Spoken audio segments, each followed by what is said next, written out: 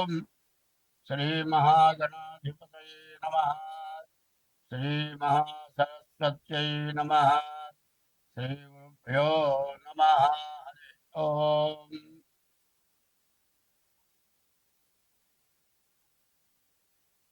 వందే శంభుమాపతిం సురగురుం వందే జగత్కారణం వందే పన్నగభూషణం మృగధరం వందే పశూనాం పతిం వందే శౌర్యశశాంకవక్నినయనం వందే ముకుందప్రియం వందే భక్తజనాశ్రయం చ వరదం వందే శివం శంకరం. అసలైన విషయం చెప్పుకోవాలి. విష్ణుమూర్తి ఏమో సర్పం మీద పడుకున్నాడు. శివుడేమో సర్పాన్ని ఒక ఆభరణంగా ధరించాడు. మరి బ్రహ్మ విష్ణు మహేశ్వరులు దేవతలు వాళ్ళు సర్పాన్ని ఎంత గౌరవించారు. ఆయనేమో ఆభరణంగా ధరించారు, ఆయనేమో చెయ్యలుగా ధరించారు. మరి ఆ సర్పానికి ఎంత విలువ ఉంటే వాళ్ళు ఎట్లా చేశారు. మనమంతా కూడా ఈ సర్పాన్ని భయపడి దాన్ని చంపి దానివల్ల కాలచప్ప దోషాలు, కుజ దోషాలు ఇటువంటివి వచ్చి మనం అందరం బాధపడుతున్నాం. సర్పాన్ని చూస్తే మనకు భయం ఎక్కువ. ఎందుకంటే బ్రాహ్మణానం అనేకత్వం, బ్రాహ్మణులకి ఏకత్వం లేదు, చాలా పద్ధతిలో ఉంటారు. సర్పానామతి నిత్యయోహో, సర్పాలు 23 గంటలు నిద్రపోతాయి. 1 గంటలో వచ్చి ఆహారం ఎత్తుకొని తిని వెళ్ళి పడుకోవాలి. ఈ లోపల ఎవరినో అడ్డం వచ్చామనుకో పక్కకి తప్పించుకొని వెళ్ళిపోవటానికే చూస్తాయి. కానీ మనం ఏదైనా కొడదామనే పరిస్థితి వస్తే అప్పుడు కాటేస్తాయి. సర్పం స్వయంగా ఒకరిని కాటేయాలి, చంపాలనే ఉద్దేశం సర్పానికి ఎప్పుడూ లేదు. నేను అనుభవంగా చూశా. సర్పం కనపడగానే 2 చేతులు ఎత్తి దండం పెట్టి, కళ్ళు మూసుకొని దండం పెట్టి కళ్ళు తెరిచి చూసేటప్పుడు కదా సర్పం లేదు, వెళ్ళిపోయింది. అది మాయమైపోయిందో ఎట్లా పోయిందో అది దేవుడికే తెలియాలి. అంటే దాని దగ్గర మాయమైపోయే శక్తి కూడా ఉన్నదేమో అనుకుంటా. నాకు 2-3 సార్లు అట్లా జరిగింది. మరి ఆ సర్పం దేవతల సర్పాలు. సర్పాలు దేవుడి దగ్గర ఎప్పుడు ఉంటాయి. ఎవరైనా సరే పుణ్యం సంపాదించుకుంటే నీలో ఐక్యం చేసుకో, లేకపోతే నీ దగ్గర ఉండి నిన్ను పూజించేట్టుగా చేసుకో అని కోరుకుంటారు. అట్లాంటి దైవాన్ని దగ్గర ఉండేటువంటి కోరిక సర్పాలు కోరుకొని పూర్వపుణ్యం చేసుకోబట్టి అవి అట్లా ఉన్నాయి. ఎప్పుడు కూడా ధనం దగ్గర కూడా సర్పాలు ఉంటాయి. దేవుడికి ఒక ధనం పెట్టామనుకోండి, ఆ ధనం దగ్గర సర్పం ఉంటుంది. అట్లాగే ఎవరైనా డబ్బులు దాచిపెట్టారనుకోండి, ఒకప్పుడు బ్యాంకులు లేవు, దొంగలు వచ్చి దోచుకుపోయేవాళ్ళు, భూమిలో పాత పెట్టేవాళ్ళు. అటువంటి ధనం భూమిలో ఉన్న ధనం దగ్గర కూడా బాగుంటుంది. ఎవరైతే దాని అధికారులో దాన్ని తినేవాళ్ళో వాళ్ళు వచ్చి తీస్తే కానీ పక్కన తప్పుకోదు. ఇది నరసరావుపేటలో మా తాతగారి టైంలో జరిగింది. ఒక పెద్ద గంగాళ నిండా బంగారపు కాసులు ఉన్నాయి. కాసులుంటే అప్పుడే 3 తరాలు అయిందిట. ఎవరు అక్కడి బంగారం బస్సును పాములు వేస్తుంది. దాన్ని వదిలిపెట్టి 3 తరాలు వాళ్ళు ఉంటున్నారు. 4వ తరంలో చిన్నపిల్లాడు వాడు పోయి అక్కడికి పోయి డబ్బులు తీసుకుంటే పక్కన తప్పుకుంటేట వాడు జేబులో వేసుకొని పోయి స్కూల్లో చదువుకుంటూ బయట పిల్లలు కొనుక్కుంటారు, జీడీలు పప్పు చెక్క ఇట్లాంటివి అమ్ముతారే, వాళ్ళకి కాసులు ఇచ్చి కొనుక్కునేవాళ్ళు. వాళ్ళు ఆనందంగా కాసులు తాగేసేవాళ్ళు.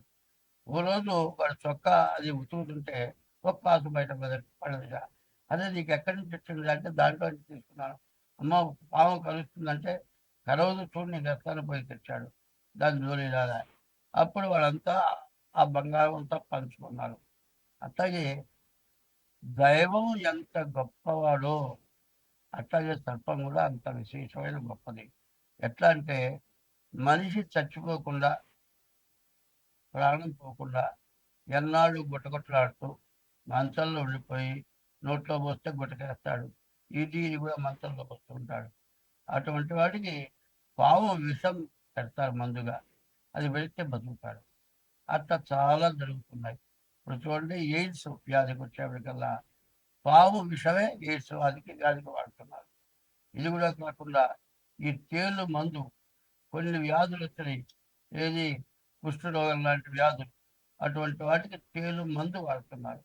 కాబట్టి భగవంతుడు నమ్మేవాడు ఎవడైనా సరే ప్రతి జీవరాశి దైవంగా నమ్ముతారు. ప్రతి జీవరాశిని కూడా దైవంగా నమ్ముతారు. కాబట్టి ఏ జీవరాశిని చంపకూడదు. మనం వదిలిపెడితే దాని అది వెళ్ళిపోతుంది. ఇంట్లోకి వచ్చిన పాము కూడా దాని వెళ్ళిపోయిన రోజు నాకు జరిగింది. మా ఇంట్లో మా అమ్మాయి గారింట్లో దాదాపు 2 బార్ల పాము కలిపేసి అయిపోయింది. దాన్ని కొట్టించాలంటే 5 నిమిషాలు పడుతుంది. 10 మంది వస్తారు, కొడతారు. ఒక ఆడ మనిషి ఉంది, అది ఒక్కదే పాము చంపుతుంది. మరి ఇవన్నీ కూడా అనుభవపూర్వంగా చెబుతున్నాను. ఇది చెప్పింది ప్రతి రాశిలో కూడా వేయాలి. ఎందుకంటే పాము జోలికి ఎవరు పోవద్దు. పాము జోలికి పోయినట్లయితే కాల సర్పయోగం కుజ దోషం, కాల సర్ప దోషం, కుజ దోషం వస్తుంది. అందువల్ల పాముని చంపిన వాళ్ళందరికీ కూడా పెళ్లి కాకపోవటం, పెళ్ళైతే భార్యాభర్తలకు అనుకూలత లేకపోవటం, గర్భిణీలు పోవటము, పుట్టిన పిల్లలు ఏదో రకమైన అవయవం లోపము, లేకపోతే కళ్ళు కాళ్ళు ఏదో రకం తక్కువ జనం, బాగా ఆరోగ్యంగా అంతా బాగున్నాడు అనుకోండి, వాడు పూర్తిగా చదవలేదు.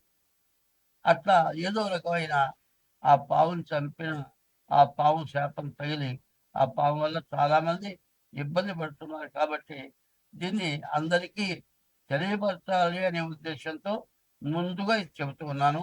ఇది ప్రతి రాశికి కూడా జత చేయమని మరి కమిటీ మీ టీవీ వాళ్ళని కోరుతూ ఉన్నా. 2026 సంవత్సరం మే నెల 3వ రాశి మిథున రాశి. ఈ మిథున రాశి ఎట్లా ఉందో చూద్దాం. ఈ మిథున రాశికి వచ్చేప్పటికల్లా 5 గ్రహాలు బాగున్నాయి. 8 గ్రహాల్లో 3 గ్రహాలే బాగాలేవు. అయితే బాగుండని గ్రహాలేవో ముందు చూద్దాం. గురువు బాగాలేడు, శని బాగాలేడు, రాహు బాగాలేడు. శని రాహులు ఇద్దరు కూడా పాపగ్రహాలు. ఈ పాపగ్రహాలు బాగా ఇబ్బంది పెడతాయి. ఈ శని 10 ఉన్నాడు, అనవసరమైన ఖర్చులు. కుజుడు బాగున్నాడు, ఇల్లు కొనుక్కుంటానికి అవకాశం ఉంది. రవి బాగున్నాడు, చదువులో విపరీతమైన చదువు, వాళ్ళకు వచ్చినన్ని మార్కులు ఎవరికి రానంత గొప్పగా మార్కులు రావచ్చు. మరి వాళ్ళ చేత రకరకాలైన గౌరవాలు పొందడానికి వాళ్ళకి అవకాశం ఉంది. బుధుడు బాగున్నాడు, వ్యాపారం బాగుంటుంది. రవి బుధుడు ఇద్దరు కూడా కలిసి ఒక రాశిలో ఉండేటట్లయితే బుధాదిత్య యోగం అంటారు. ఈ మిథున రాశికి మరి 11ంట రవి బుధుడు ఇద్దరు బాగా కలిసి ఉన్నారు. అందులో 11వ రాశి చాలా మంచి రాశి అని చెబుతారు. అటువంటి మంచి రాశిలో మరి 11ంట రవి బుధుడు ఉండటం చాలా విశేషం.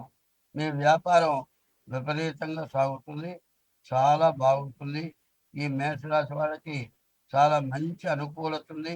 10ంట కుజుడు ఉన్నాడు. కుజుడు మరి వచ్చేప్పటికల్లా మిథున రాశికి 10ంట ఉన్నాడు, చాలా బాగుంది. 11ంట రవి బుధుడు ఉన్నారు. మరి శుక్రుడు బాగున్నాడు, రాహు బాగున్నాడు, కేతువు బాగున్నాడు. కుజుడు వల్ల ఆస్తులు కొనుక్కోవచ్చు.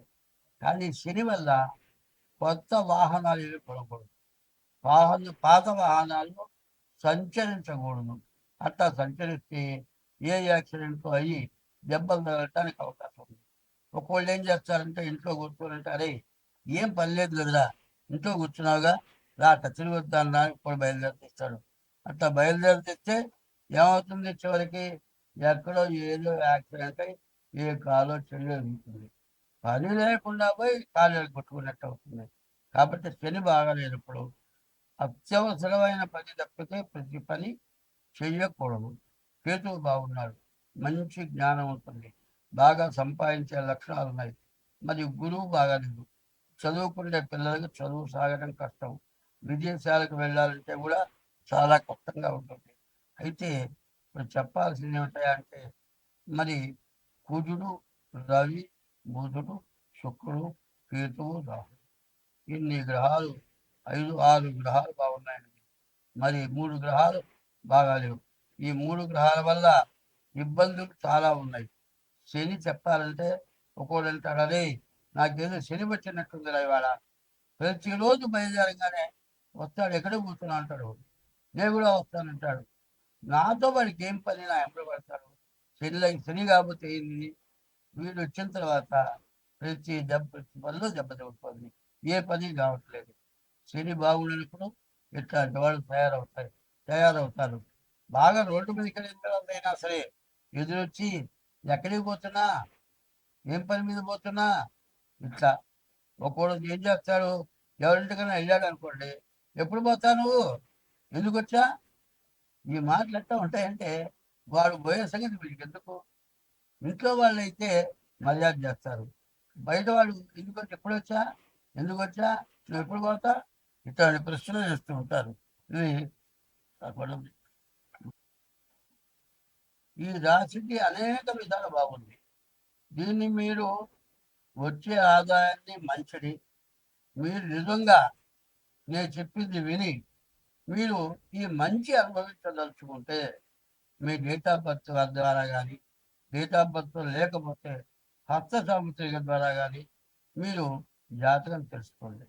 మీకు ఈ సంవత్సరం ఉన్నంత మంచి ఏ సంవత్సరం మీకు దొరకదు. ఇక ఇట్లాంటి మంచి రోజు మళ్ళీ రావడం అంటే చాలా కష్టం.